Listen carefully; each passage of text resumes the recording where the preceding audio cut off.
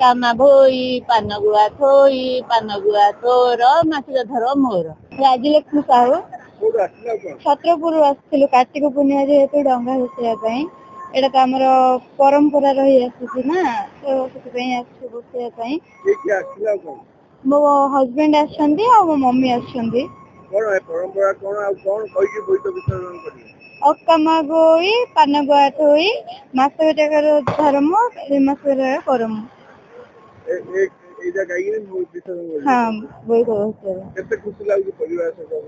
ବହୁତ ଖୁସି ଲାଗୁଛି। ନାଇଁ ଆଜି ବି ବ୍ରତ ପଡୁଛି, ବ୍ରତ ବି କରାହଉଛି ଆଉ ବୋଇତ ବି ଭସା ହଉଛି। ମୋ ନାଁ ମାନସୀ ରଥ। ଆଜି ବୋଇତ ବନ୍ଦାଣ ଉତ୍ସବ, ଯୋଉଟା କି ପୁରାତନ କାଳରୁ ଆମର ଗୋଟେ ଟ୍ରେଡିସନ ଚାଲି ଆସିଛି।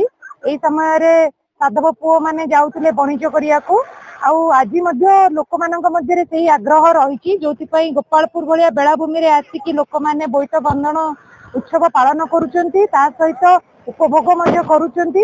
ଏଇଟା ପ୍ରତିଦିନ ଏଇ ଉତ୍ସବ ପାଳନ ହବା କଥା, ଯୋଉଟା କି ଆମ ଓଡିଆ ଜାତିର ସଂସ୍କୃତି ଓ ପରମ୍ପରାକୁ ବଜାୟ ରଖିଛି।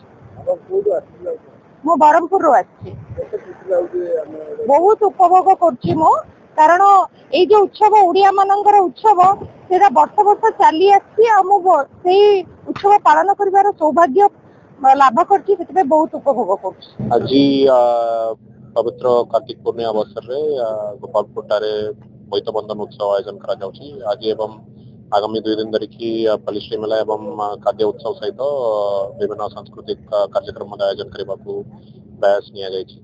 ଆଜି ସକାଳେ ଭୋରରୁ ଆରମ୍ଭ କରି ଆମର ଐତିହ୍ୟ ଏବଂ ପାରମ୍ପରିକ ଭାବେ ବୋଇତ ବନ୍ଦାଣ କାର୍ଯ୍ୟକ୍ରମ ଆୟୋଜନ କରାଯାଇଥିଲା। ବିଭିନ୍ନ ଜିଲ୍ଲାରୁ ମଧ୍ୟ ଏସଏଚଜି ମା ମାନଙ୍କ ଜରିଆରେ ଷ୍ଟଲ ଗୁଡାକ ଲାଗିଛି।